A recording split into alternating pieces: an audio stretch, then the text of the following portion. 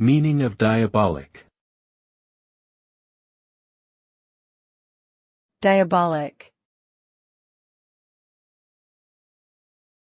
Diabolic.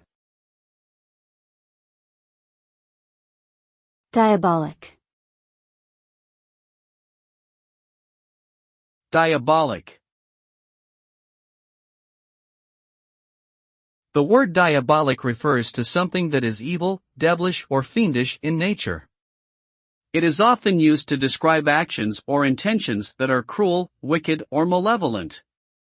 When something is described as diabolic, it is typically associated with dark and sinister forces that seek to do harm.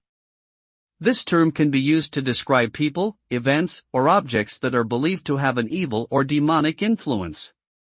Overall, the word diabolic is a strong and impactful adjective that is reserved for describing things that are truly terrifying and malevolent.